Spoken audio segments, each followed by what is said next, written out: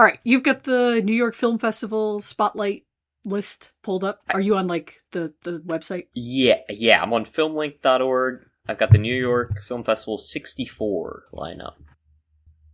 Is that the one we're looking at? Let me pull that up too. I had the Variety article I linked to you pulled up, but I'm just coming to your. I'm doing it. Huh. Let's see. And you're at the lineup, you said. Yes. Got the main Are you on the main page? Yeah. Main slate. Okay. So I wanted to look through this. I linked this to you earlier this month being like, should we go to New York Film Festival? And then I looked at the prices and I was like, no, we shouldn't. But it's kind of compelling because there are quite a few movies from directors that we've covered or that I think you'd be aware of. Yeah. Actors that you're aware of. So I figured it might be fun to kind of go through a couple of these and, talk about them and put them on people's radar. Because we have 4, counting our very next episode, 4 new releases for the rest of the year, I think, slotted in. Wow. So that's kind of crazy. Yeah. Because we got the Odyssey, spoilers for next week, Clayface, then The Hunger Games, and The Digger movie. Okay. I was like, what are the other two? What are the others? Oh, right. The byline that drives this... Yeah. The wind that drive my sails, so I may. Our wings, yeah. But the paper that makes our tiger.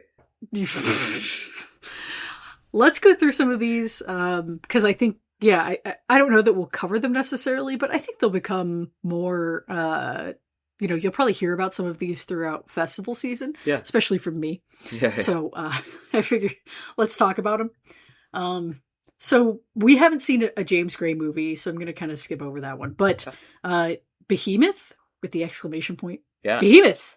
That's Tony Gilroy from Michael Clayton. Mr. Clayton. Yeah. With Pedro Pascal. Do you like Pedro Pascal? Not particularly. I kind of thought he was a creep.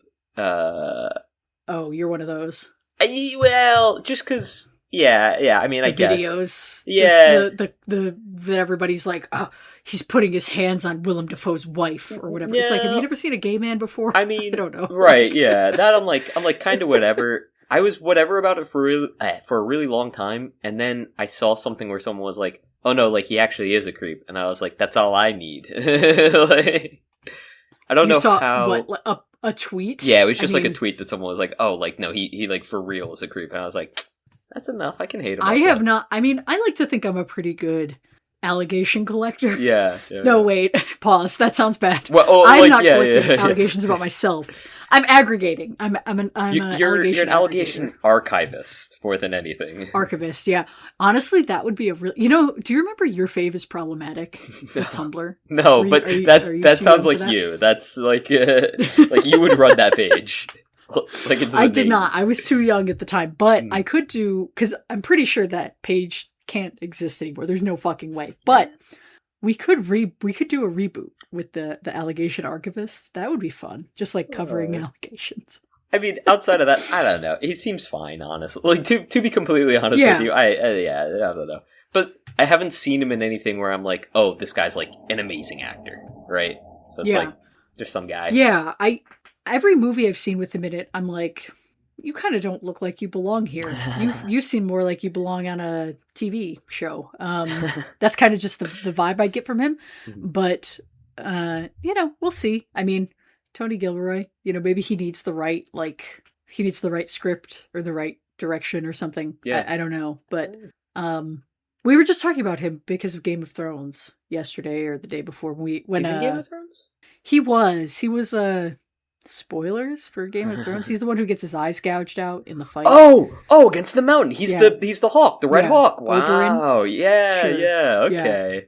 Yeah. Good for... Yeah, I guess he was. Yeah, I've seen that scene before. Yeah, but only a season. I've seen the scene. I've never seen the show. But so it's kind of funny that him and Jason Momoa are like the only two actors who have gone on to have big careers after that. Like they got their breakout from that show. Yeah. Like there are other actors who are big that were on it, like Peter Dinklage or Sean Bean. But Sean Bean, yeah. They haven't...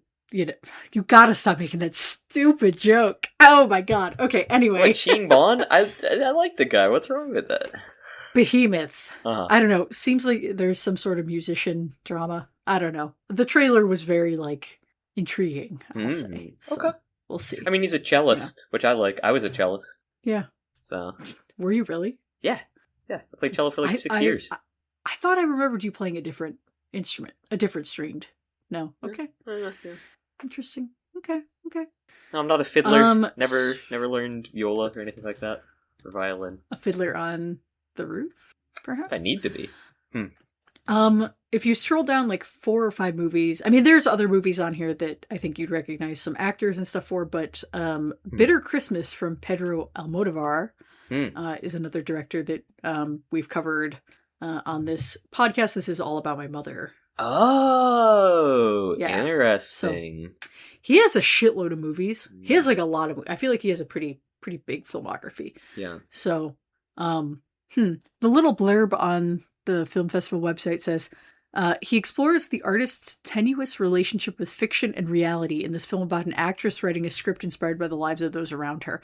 Which, like, that sounds like just sounds like him, like his, the whole theme's like distilled it's pretty, if you remember how much of like cinema as an object was the point or part of All About My Mother. Oh yeah. So yeah. No, definitely.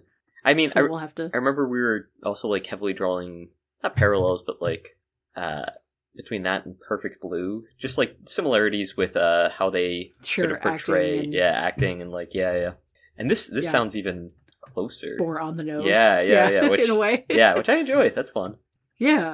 Scrolling down a little bit further, this one, there was one other one, I think. Where was it?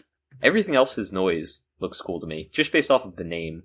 The Mike Leigh movie is the one I was going to talk to. Yeah. Oh yeah, that does. Oh, because it's got another fucking cello in it. Well, it's that, but also that's like a common. I don't know. We've talked before about like motivation and stuff, right? And like how intrinsically motivated people can be. Everything Else Is Noise very concisely states how the most like motivated people I've talked to like speak about their like ambitions. They're like, well, like I wanted to do this, so I did. Like, didn't matter what happened with anything. Right? like I did not care about literally anything else. Like everything else was just noise. Judging a book by its title. Yeah. Judging a movie by its title. Crazy. Yeah. We'll have to keep an eye out for it. I don't think I recognize the director or anyone else associated with it, but maybe, if it becomes something bigger, we'll have to see if we can watch it or something sometime. Yeah. The other one of the other ones that came to mind was Tender Loving Care, the Mike Leigh movie. He had said maybe this was going to be his last movie. So this one sounds just like older ladies having a life, which seems to be kind of his thing as of late, which I'm interested in. His very last movie, Hard Truths, that movie was really like challenging and abrasive in a good way. And so I'm excited to see hopefully something in a similar vein in this. Okay. I'm intrigued. Yeah. We've got there's Once Upon a Time in Harlem here, which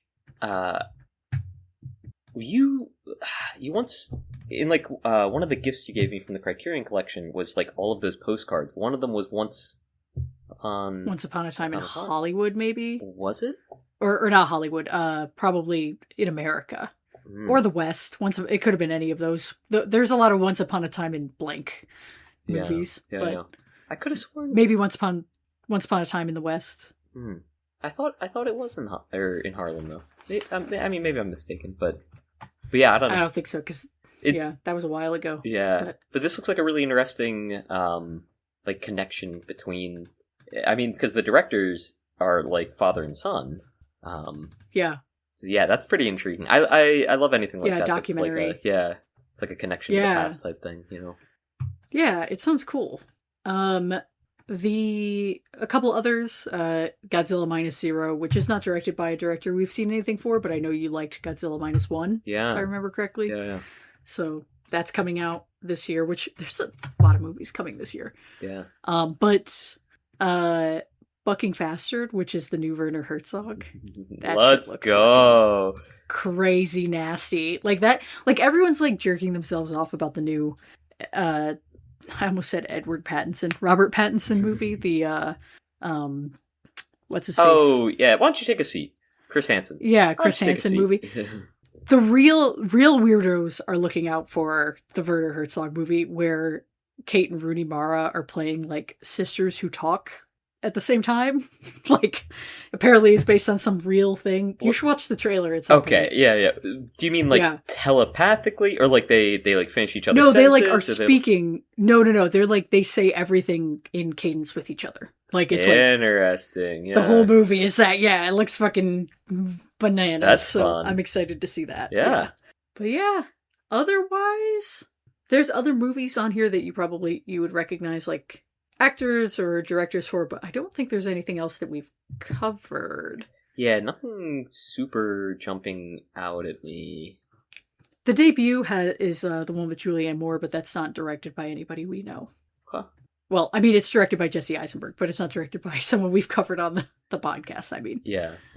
But yeah, it would be interesting to see some of these and see how they do over the course of the festival season and awards.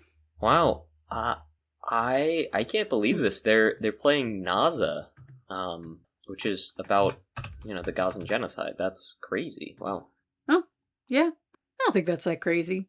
There's No Other Land was and The Voice of Hindra Job. I want to say both of those were at festivals the last couple of years. Yeah. I do recall hearing a director who had like made a movie, sort of detailing this, who was killed fairly recently. But this is man. Huh. I think.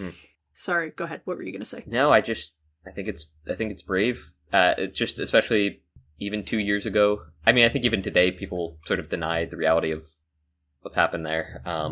But at least more people are sort of starting to speak out about it. Like thinking of Mark Ruffalo, right? Who sort of, I don't want to say bombed his career off of that, but like, definitely is going to face repercussions for speaking about what he thinks is right. Yeah, I think he'll be fine. I think he has kind of such a, I don't want to say niche career, but like he isn't exactly like a big name box office star outside of Marvel movies. Like he's, and I don't mean that in a shitty way, but like I don't think he's going to have trouble getting cast and stuff. The movies he seeks out and the roles he seeks out tend to be, I think, a little bit more niche and kind of challenging anyway. So, okay, yeah. Yeah. But not to say, I mean, who knows? Maybe him being outspoken is what led him to choose those roles. So it's like a self-selection thing. Yeah. I don't know, but I don't know. I mean, maybe bar is low, but like having anyone sort of at least use like the it's good like that. Yeah. Like no. Yeah. No, I mean, I just meant like, I think that he's in a unique position where his career won't be super impacted. Yeah. Compared to like if Chris Evans spoke out, which I would never expect any of the fucking Marvel cast to speak out at this point, but like, so yeah, good for him. Yeah. Little yutzpah, little backbone to him. Yeah. No, and always has had backbone, which is good. Like he's consistently been about that life, which is good. Yeah. Hell yeah. So this week on We Want to Watch, which is the name of this show, that's hosted by Lane and Ricky. This was Elaine's frame. I chose the Cider House Rules from 1999, directed by Lasse Hallström. Lasse Hallström, not a director who is premiering things at any kind of film festival, I think, for a while now. But he's a pretty well-known guy. Like in the kind of 90s, early 2000s, he was like a big, like, prestige kind of name. He did What's Eating Gilbert Grape, if you've heard of and seen that movie. I've heard of, have not seen, but like, definitely heard a lot about it. Been told to watch. Sure. Kind of one of DiCaprio's breakout roles. Oh, is that the role he had as a kid? Yeah, okay, yeah. It's one of them. Oh, okay. Yeah, where he's playing a like a kid with like a mental challenge. Yeah. But so this director, like I said, had a lot of prestige kind of behind him into the early 2000s, and then sort of fell off, as the kids say. So now he makes, I think, just movies that aren't good, just like bad movies that suck. Seems to be the case. Yeah. So, but I was interested to see, because I had only seen What's Eating Gilbert Grape of his before. And so I was kind of that prestige run. So I wanted to see a little bit about what was up. This is a movie that exists. I made a joke about this last week, like kind of exists as a name. Like, I feel like, have you heard of this movie even? Or like even heard of it as a joke? No? No, Okay. yeah. This was like completely out of left field, for me at least, right? Sure. It's also my first time seeing Tobey Maguire in anything that's not the Spider-Man movies. Really? Yeah. Oh, interesting. I don't think I've seen him Nothing in anything at all. else. Yeah. I can look it up, but like... I'm looking now. Sort of jumps out at me. Guess he's in The Great Gatsby with DiCaprio? Oh, which makes sense. Oh, okay. He plays yeah. Nick. Oh, all right. He's in Tropic so I Thunder, did see him there. apparently. I haven't seen it. I guess Great Gatsby would be the only other one. Yeah. Yeah. That's interesting. But I guess that's fair because he's not exactly like, talk about not a very prolific actor, especially now in his adulthood. Like, yeah. Yeah. This might be controversial. Yes. Hit me. I don't think he's like great. A good actor? Yeah. No. Yeah. He just doesn't like emote very well. And like, yeah. for part of this movie, I was like, oh, like, I guess maybe that's just kind of like his thing, here. Yeah. But like, even in scenes where like it's like he's not with Rose, with who's the one he was having the affair with? Yes, Miss Candy, yeah. Yeah. Like, he just wasn't very... Yeah, there just, like, wasn't a ton of emotion there. Yeah. Yeah. I don't know. I feel like a lot of scenes maybe could have gone down... Like, yeah, I don't know. And we could pick apart many of the scenes, like, pretty much anything that has emotional impact and go, ooh, like, he was just sort of... in the room with the other act, like it's just kind of chilling in there. Yeah. Like it's crazy how even like some of the like no-name actors that are like around him are just like acting circles around him at certain points, and it's like like I think because this is right before Spider-Man. Yeah. So he's first of all, I think he's way too old to be playing this part. I think that's part of it, is that he's playing kind of like a repressed teenager or like slightly angsty teen. And he does it in Spider-Man. I think that works a little bit better because it's like so heightened, so it doesn't feel as like out of place. But in here, he's so stiff, that it becomes difficult to believe that he's either a teenager or like actually angsty and has like a well of emotion inside of him. Yeah, because he's kind of like dead behind the eyes, like he doesn't like move the top half of his face a lot. I think. Yeah, that sounds mean. No, but I mean, he's fine. But I think people say the same stuff about Spider-Man, right? Do they? I mean, well, there was like discourse about the first 3 Spider-Man movies over like a couple of weeks ago. People were just talking about them again. I think with it was a resurgence because the new Spider-Man movie came out. Sure. But it's like he does like fine there, right? All right, the cats were just freaking out. Sorry about that. He does like fine there, right? But not. Yeah, it's been so long since I've seen them that I couldn't really pass judgment. I've seen a couple of the clips. Yeah, he does like he's great in like Spider-Man 3, where he has to do like the where he is I'm smug a sleazebag smug guy. Yeah, it's like that's perfect. And I don't know how much of that is him like growing into the role. Or like just the role sort of growing into something that suits him more, right? But like the first one, the scene where he has to like hold back the train, right? And then they're carrying him back and everything. He's just like, it's not bad. I love those movies, but it's not great. I couldn't see anyone else like doing better, I guess, but I don't know. It's just Yeah. Well, I mean, in this movie in particular, part of the I don't buy him as a teenager is that he seems a little bit too knowing, and not in a I'm wise beyond my years way, but in a kind of like smug, like almost like cynical or like inauthentic way. Because so much of this movie hinges on his like almost like refusal of the call, right? Like he's like, no, I want to go off and have my own life, and I want to go and whatever, like experience the world, and I don't want this responsibility that's been given to me, which is probably why he got the Spider-Man role after this, is because that's the central kind of point of this movie. He even has a line, I wrote it down, where he says, "I didn't ask for responsibility." Yeah. I remember hearing that and thinking, like, oh, okay, he's Spider-Man here still. Like, yeah. But this is before either of the Spider-Men, so I think it's to the movie's detriment, because that makes him, like, boring and unlikable as a protagonist. And instead, I'm supposed to be rooting for him to, like, figure it out, because you know when he leaves that he's fucking coming back. Like, you know how, like, the moment that like almost immediately, I'm like, oh, I know how the rest of this movie plays out almost entirely. Like, very predictable. It takes a long time for him to leave, too, which I get is supposed to, like, true. Give us, like, a look into his, like, day-to-day and, like, his connections with the other kids. But, like, he's so much older than all of them, right? And there's some interactions, like, fun, cute little interactions he has with them, but, like, nothing that, like, really grabbed me, right? Like, nothing that I could even speak to now, you know, outside of being like, yeah, I vaguely remember it, but I don't know, like, that's kind of tough, right? Like, yeah, because he interacts with Kieran Culkin, obviously Michael Caine, the little girl, and then the kid who plays Dewey on Malcolm in the Middle, the one that dies. Okay, I wasn't sure if that was actually Dewey, but okay, yeah. It's totally him. Yeah, are you kidding? Look at those ears. Well, I wasn't sure. I couldn't tell. But okay. Yeah. So I agree with you. Which sucks, because the front half is the more interesting part of the movie. Yeah. Like, I went in actually knowing very little about this, so I was like, what the fuck is the Cider House Rules? Like, I was like, is that the name of the orphanage? Is the Cider House? Like, what is the... And then when he left and they're like, oh, we could take you to the Cider House. I was like, oh, okay. Yeah. I see that this movie's going in a literal direction here. When you first, like, said the name, the Cider House Rules, I thought it was going to be... You heard Spider.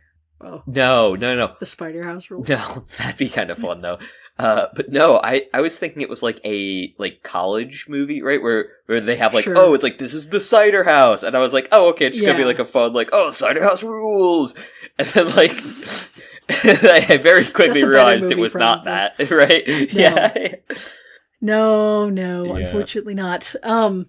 Which is funny, because I did, like, I knew that this movie was going to be autumnal based on the name, but I guess I didn't expect it to be such a snooze fest. It's so fucking boring. Boring. I didn't hate this movie. It's watchable, especially, but the front half is so much better, I think, than the back half before they get to the fucking Cider House. I don't even hate the back half. Like, but again, it's like, okay, so, like, in the back half, all of, like, the workers interacting, and even, like, teasing him about, like, interacting with Candy and stuff, like, all fun, cool, interesting, but, like, they're all more interesting than him. Like, in the scenes, it's like, it's always, and it's just, like you said before, like, we're supposed to be rooting for this guy to at least a certain degree, right? But also kind of a piece of shit. Not a piece of shit, but, like, a great guy. He's like, he's a little sleazy and a little bit, like, he's weirdly naive for not being, for being so, like, worldly, or, like, not worldly, but, like, knowledgeable in this way. Yeah. It just, he's not fun to spend time with. Yeah. Now, Michael Caine, though, is like... So that's what really brought the light into the first half of the movie. Yeah. What do you make of his accent? What do you make of that? Because he's got this, like, Cockney accent normally. Yeah. But in this, he's, like, trying to do, like, generic American, or, like, maybe Connecticut, and it kind of splits the difference into, like, Irish. I was, like, sitting there like, what is this voice? When he started talking, I was like, this is wrong. Like, something feel like my skin was crawling. There's some points where he falls a little too far into the Master Wayne, Yeah. And I'm like, that's not. I'm like, that's Alfred the Butler. Like, that's not. You're not fooling anybody up there, man.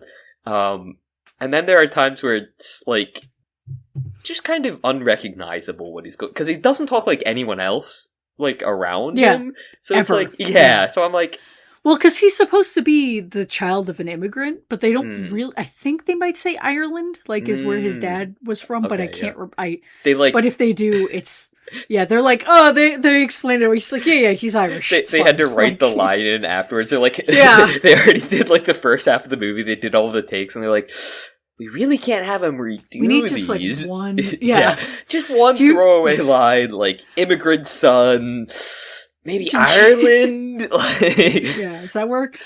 Do you know the interview with Pacino where he says that originally in Heat his character was supposed to be shown having a coke habit, but they took that part out, so now he just seems like no, I haven't insane seen in the that. movie. That's really funny though. Yeah, yeah, that he was like supposed to be doing key bumps and shit like on screen as a plot point, and then Michael Mann cut it out, and it's like, well, now you just have this performance that feels, I mean, legendary, I guess, in the context of Heat, sometimes derogatory, but you know, I mean, that's how this feels. yeah. We know that at least in this movie he was off the ether, though, right? So like maybe the ether that's is true. what was He giving him was the accent. The ether gave him the accent. Yeah, it's etherese. That's what it was. Yes. He's doing key bumps of ether. Yeah. It is kind of like the way he dies. I was like, oh, that's actually really fucked up. Like, there's a lot of points in this movie, especially near the end, where it's just like, yeah, oh, that's fucked up. That's fucked up. Like, they're like, and it's like one after the other. They're like, oh, hey, Wally. They make Wally like they're like, okay, so like, he had everyone else, fucking dip out of the plane first. He's like kind of a martyr, almost a martyr for that. But he does survive. Don't worry about it. It's just that he got not malaria, but like something that meningitis, was it? Yeah.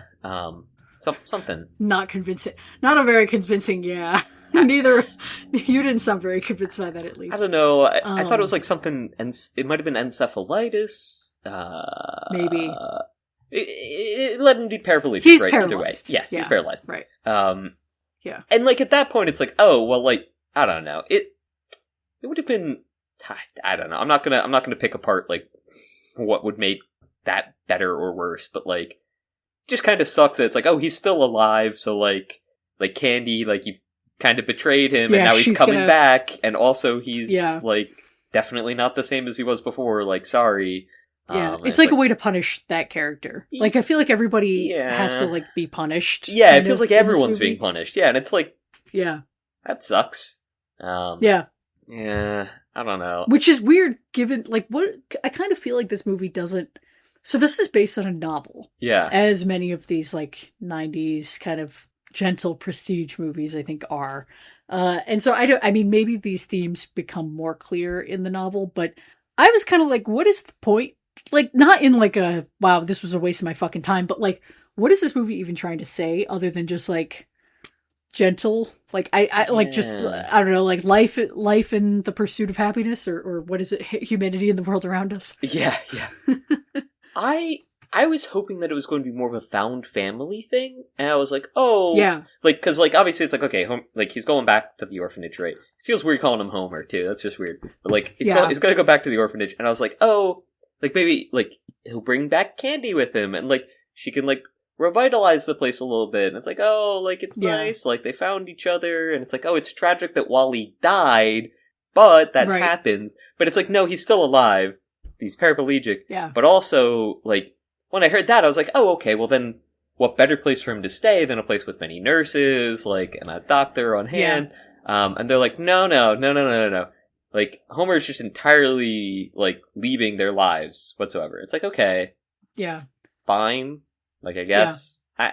Again, it's like, what is the point? Like, so he learns that he has to, like the tagline of this movie is a story about how far we must travel to find the place where we belong, which is just like one of those nothing things that could just be, you could just put that on a jar of peanut butter. But like, it's just, okay, so he has to go and like experience the world to come back. Yeah. Is that the point? Like, is that, because there's so much other shit that happens, and it, is the point then that it's like, well, I guess I should just go home. There's nothing good in the world. It just feels bizarre. It's also like very hero's journey-esque, right? Like he has to return home, but like the apotheosis part is just gone, right? Like at what point does he inflict goodness on the world around him, right? I guess People by say. giving the abortion to Erykah Badu's character, but like at the same time, it's Rose? like Yeah. that also just feels fucking weird to. I mean, I like it. Not that I'm like it's bad that he gave her an abortion, but it's just a weird paternalistic kind of thing to have your character do as a good thing in the world. To have him, I don't know. I don't know. It just it feels strange, like to just have your character's arc be. I become comfortable with giving abortions. Yeah. I don't. It's weird. That was like the other that's thing. like the B plot. Yeah, but we don't see that like struggle. And again, like Tobey Maguire's Well, not we really... see the stroke because in the beginning he was definitely staunchly there's against it. Yeah, but it's like there's just like an hour of the movie where the topic doesn't come up at all for him. So he doesn't have like this like, well, it's bad that abortion is out, or like this is the wrong thing to do, and then he comes around. Like he just kind of accepts it in the end, which is boring. Yeah. We don't get to see him struggle with it at all. Sure there is a struggle for a bit, but it's just like it feels like she tells him about it and like they're like, oh my god, and like they learn that it was like her dad, and then it's like 5 or 10 minutes later he's like, well, like immediately he's like, hey, like I know a guy, right, like we can work this out. And then he's just like, well, I guess I got it. And it's like, okay, sure. Yeah. And she ceases to be a character. It almost feels like they didn't know what to do, like how to end that story, so they just kind of wrote her off the screen and killed the dad. Like, which is, again, fine, but it's not exactly the most narratively interesting to just like kind of wipe away that character like she wasn't there, like she just like ceases to be. Which is a shame, because all of the stuff with like the characters within the Cider House, like Delroy Lindo's character, the dad, like he's really interesting. He's the most interesting character in the whole movie. For him to be, he starts off and he seems really kind of like nice and chill, and like he's the patriarch and everything, and then for him to have this darker side with the knife fight, then this like even worse thing comes out. Like there's an interesting story there with like him and the daughter, like having that be on the outskirt or like the edges of this story, where instead we're spending time with him and Charlize Theron like fucking in the car or whatever. It's just like, well, this isn't the movie. This isn't good. This is a waste of my time. Like, yeah. I mean, I don't think it's as bad. I don't think it's so bad as to be like a waste of time. Like it's but it's fine. Yeah. But I mean, like you said, it's predictable. It's boring, predictable, and it's just sort of nothing burger. Like there's just I don't know. Yeah. However, did you catch? I think there were 3 movies that they went to see in the theater, or that they show in the theater. Them watching. Well, I'm sure you're going to tell me which ones they are. I'm going to. Yeah.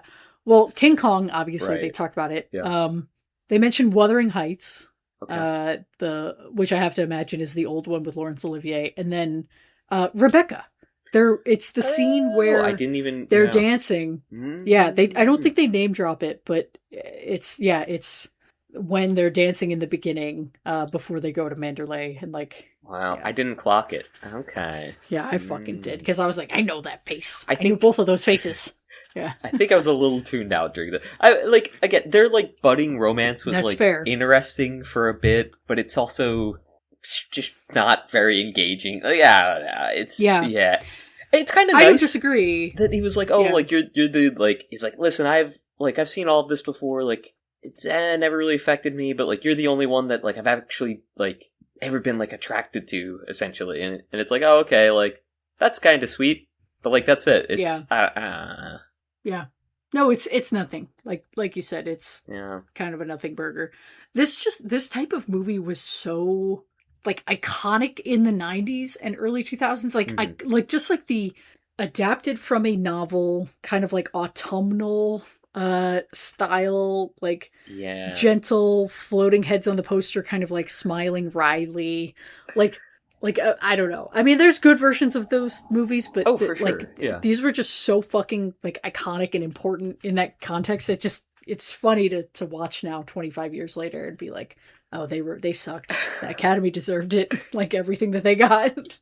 This reminds me of like a like bargain bin, like $5 Walmart pickup, right? Like this is like right on top of the Christmas shoes that like, and you're like flipping through the bin and you're like, oh, well, I'm going to pick up. I would disagree with you on some fronts because this movie's actually well made. Like, even though That's it's true. a snooze, Okay, yeah, you're right. Yeah. And it looks good. It's like, it looks really good. Yeah. I think there's like, this movie still looks better than anything you're going to find on Netflix, right? Like any like straight to streaming, which is like a fucking tragedy, man. Like, yeah. But yeah. So, but at the same time, it's like moralistic, kind of like sappy, but not melodramatic, if that makes sense. Like, it's like more, again, it's like, it's pretentious. This is what I think you would call Oscar bait, if Oscar bait was still a thing nowadays. It doesn't exist anymore, this type of thing. This is like classic, I think, Oscar bait. And I think a large part of that is because it doesn't have like a message. Like, it's not even like it doesn't have a clear message. It just doesn't feel like it has any message. Because we've talked before about like conflicting messages in stories and like trying to feel out like what a director is saying. But I don't think this is like an inability to like see something there. I think there's just not really much there to see. It meanders. It wants to cover, the breadth of kind of like, man, life sure is a journey. Like that feels like but there's no kind of deep emotional well to pull from here. There's not, a really like any kind of pointed message. It's very blunt, or wispy even. So so it has this kind of like purposelessness, that just sucks. But because it looks good, it's got stars, it's got a hook, there is some drama, it feels like that's why that to me it's a period piece, right? It takes place in the past. Those are all like the things, the Oscar bait type things, I think that, Okay. Yeah. I could see I'm trying to think of like some others in a similar vein, because they don't make movies like this in the same way anymore. No, they don't. Like Oscar bait, as described here, is different. Yeah, and like a super star-studded cast too. I mean, I assume Michael Caine was already very like well known at this time. Paul Rudd. Oh, for sure. Paul Rudd. I mean, he wasn't a superstar, but he was definitely a guy. He was in Clueless, like 5 or 10 years before this. So, yeah. But I mean, Michael Caine has been around since like the fucking 60s when he was doing like the Italian Job and shit. So, what did you think of his little tagline? The "Good night, you princes of Maine, you kings of New England." That was cute. Cute, a little sappy, kind of mean. Cute. Yeah, I thought it was kind of it's kind of sarcastic, right? Like, I don't think. I mean, he's giving them like I don't want to say false hope. But he's kind of patting them on that. It's condescending, I guess. Yeah. And I think it feels more condescending coming out of Tobey Maguire's mouth than it does coming out of Michael Caine's mouth. At the end. For sure. Like, that feels very, like, all right, man, sure, bro. Like, whatever. Yeah. Yeah, the resolution at the end, especially the, I'm going to trick the medical board into thinking they want Tobey Maguire because they think I don't want him. Like, all of that is like, enough. We don't need it. We can just have Tobey Maguire come back. Like, it's fine. There's like, that entire scene completely unnecessary, but it's like, they try to like establish so much in like a very short amount of time. They're like, it's like, they wrap it up really quick. Right. But it's like, it's him right in front of the board and he's like, Oh, well, here's a candidate who I hate personally. Yeah. I would never want to hire this candidate. Why would I ever hire this guy? Yeah. And he's like, here's all of his, like, great attributes. Hate him, by the way. Would never want him. And it's like, oh, okay, obviously he's doing this to try to bait him in. Fine. And then it cuts to, like, him in the like, border house, the orphanage, and he's just explaining the exact scene beforehand, and he's like, oh, I knew they wouldn't. I can't do Michael Caine. He's like, I knew they would pick against me. And it's like, give me your Master Wayne. Can I get a Master Wayne? Some men just want to watch the world burn. What is what is that? What are you doing? I don't know, man. You have I can't place it. You sound like a specific cartoon character, and I can't figure out who it is. I don't know. I get told that a lot, though. I'm very often told that I'm a cartoon character, so it's like pretty tough to differentiate. Master Wayne. Master You're Wayne. like, I'm Alfred the he butler. does have the SH. Yeah, sure. Anyway. I cleaned out the Batmobile. I've seen how often you've gone to McDonald's, Master you're giving Wayne. him, like... You need to stop the Taco Bell. The shredded cheese. Rachel would never stand for this. The shredded cheese. Sorry, it's all over the center console.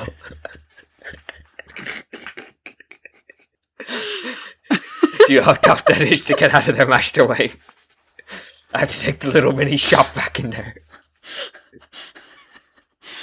I had to use my quarters at the vac. Now I saw the I can't. I don't think I can do Michael Caine. Michael Caine.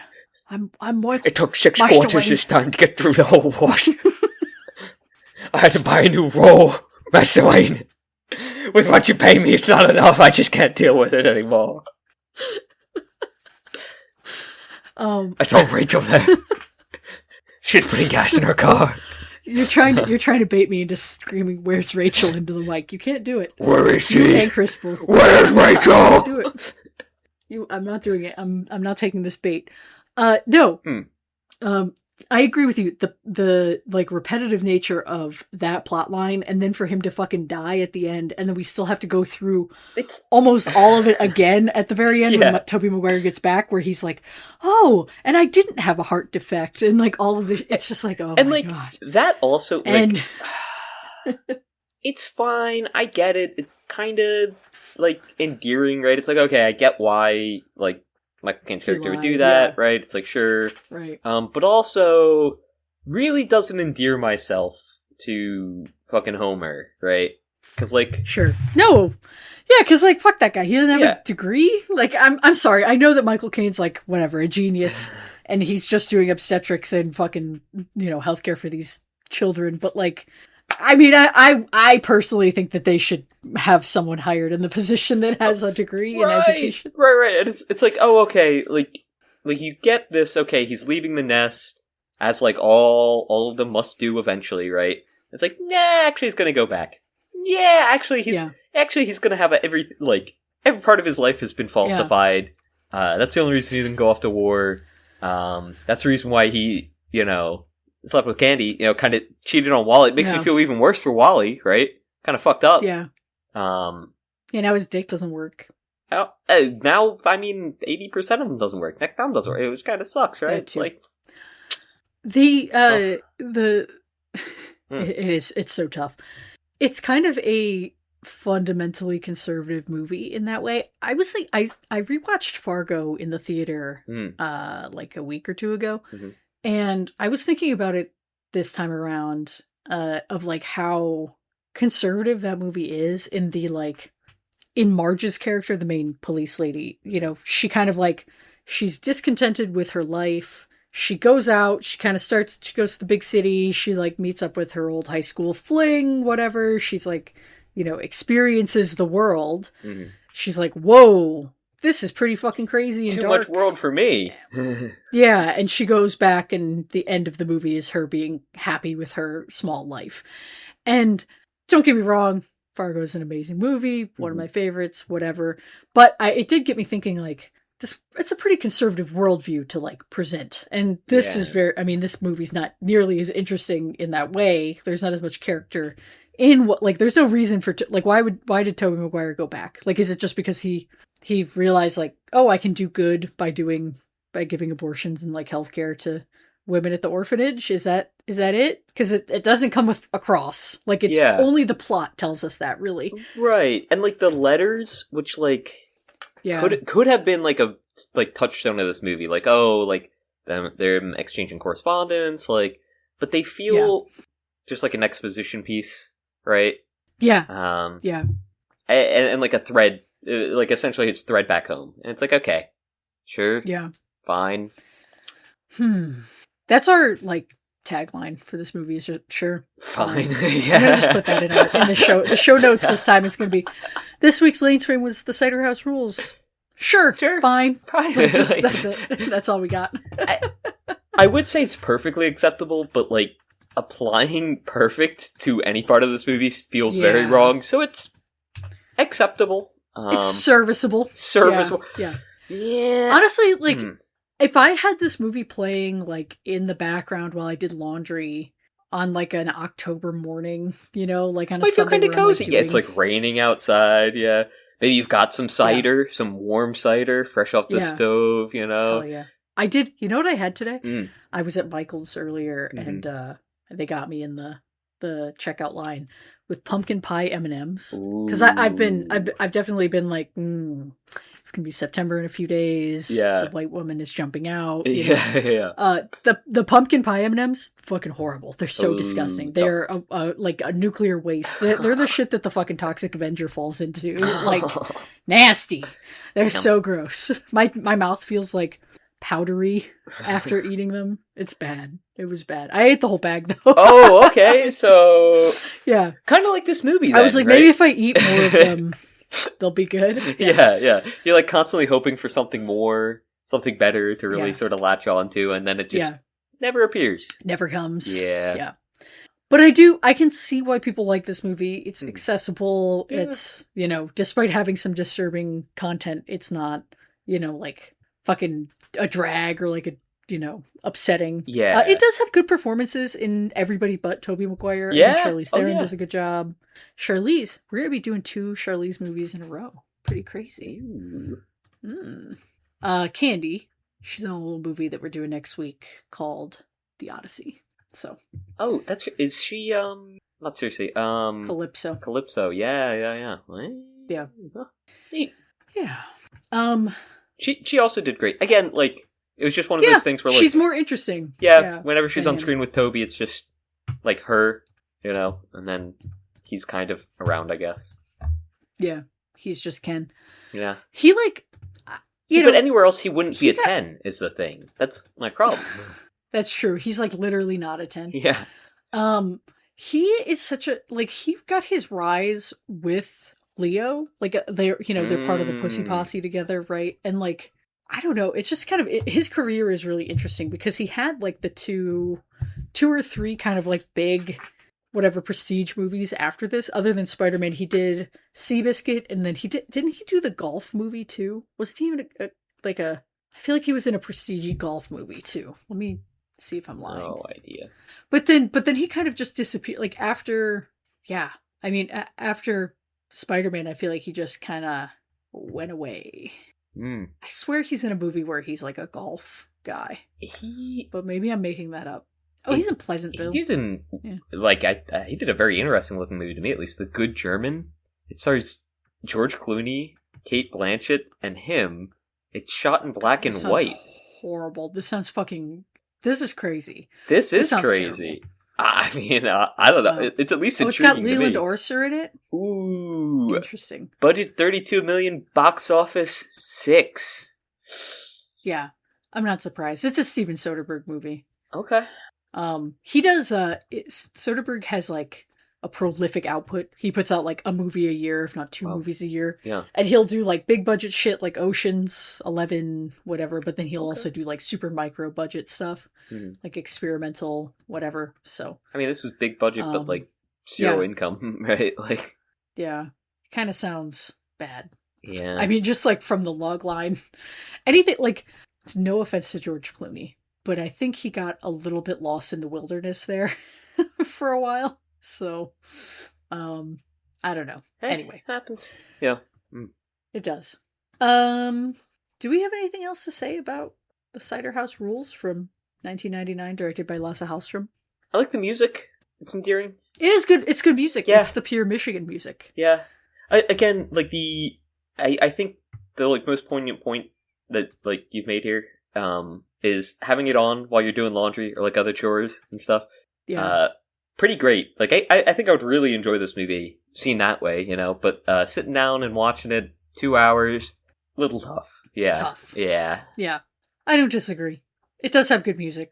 But yes, it's yeah. I am glad that it wasn't only me that like came off of this movie cool, because I was worried that I would come in here and I was like, man, I don't really have much to say about it outside of like how like not even empty, just like because like things happen, but it's just like nothing. It's like like stuff is happening, but I just don't feel compelled by it at all. Yeah. No, I agree. Yeah. It's very muted in that way. Yeah. But I mean, excellent colors, like, it's a vibe, right? But... Yeah. Yeah. Maybe on cable, when it's, like, chopped up with commercials and, like, you're not paying attention to it all the time. Maybe that's the way. I could see this being, like, a cable movie. I think it would make a lot of stuff way more shocking, too. Like, the whole, that's like, true. Like, the Rose and her father thing. Like, that'd be like, whoa! Like, just coming off of seeing a commercial break, and you're like, oh my god, I can't believe that, you know? I was just looking at Jack in the Box, and now I've got to... I was imagining the Triple Dipper, and now I've got to, deal with this, like, emotional impact. But I think without that, it's kind of it's too one note, right? But that one note, like you said, is very muted and, like, dull. Yeah. Like how Pitbull has one song. Or not Pitbull, I said that about Lil Jon. Yeah. Lil Jon has one song. But it's a good song. People like it. The Cider House Rules has one note. Yeah. And it's an okay note. It's just fine. Yeah. I like Lil Jon's one song better than Cider House Rules' one note, to be honest with you. Yeah, me too. Me too. Well, spoiler alert, next week is a two-reeler. We've already said it many times on this episode. We're doing The Odyssey from 2026, directed by a little man called Christopher Nolan. Our first Nolan movie for the show. So that's kind of interesting. Yeah. I didn't even think about that. So, yeah, like I've said before, we have to do a fucking Scorsese before Blank Check gets to it. That's part of the reason I don't want to do any other Christopher Nolan. They started their Scorsese series like 3 weeks ago, so we've got some time before they get to the big ones. But yeah. Anyway, our biggest rivals. We got to make sure we get our eps out before them. Yeah. I'm sure the feeling is mutual with them as well. They hate us, actually. They're blasting us on Reddit all the time. Shit talking us on the pod. See, thank God I'm not on social media for that. Yeah. Honestly, we should start a Reddit for our show. Okay. For We Want to Watch. Yeah. Yeah. That would go really well. For sure. That seems like it'd go great. No, we're doing The Odyssey. Hopefully, I mean, it's still going to be in theaters probably for another couple weeks by the time this comes out.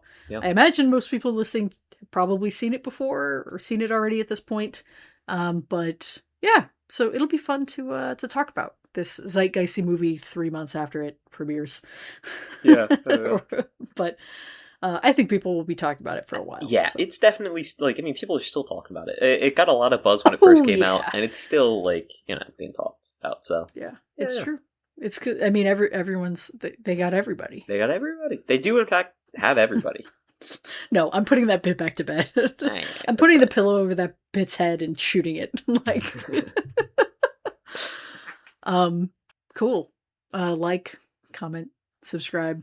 Follow. Don't follow us on Blue Sky. Yeah. Hit that bell! Like, don't forget to hit that bell! Get notifications from us every time we upload. We should do an episode for our next April Fools. We should do be podcasters. Like we should do like a classic like film bro movie and like I have been waiting for you to say this for so long. That's fucked up. You hold me like, back. What up, guys? Every time it's your boy Lane. Yeah, because especially like the first few episodes, you'd be like, "Stop doing the voice. Stop doing the voice." That's the podcast. True. I'm like, hate the voice. Because I would do either the podcast voice or the radio voice, and you're like, "Stop it. Stop both of them." Like, I don't want to hear either. The radio voice is way worse. The podcast voice is at least funny. No, we should, but it would be funny to do like Pulp Fiction, and we just stay in like bro mode the whole time. That could be really Quarter pounder with cheese. Whoa! Did you see when he shot that guy? I'd have to work on my podcast bro voice. Yeah, you could do it. Yeah, you got some time. Yeah, we'll get there. Yeah, maybe. Quarter pounder du fromage. Whoa! All right. What a funny, wacky, wild thing to say. Would you ever have a cheeseburger in France? I know I would. Jesus, we can never do another Tarantino. I don't think it could happen. Let's not. Michael Clayton.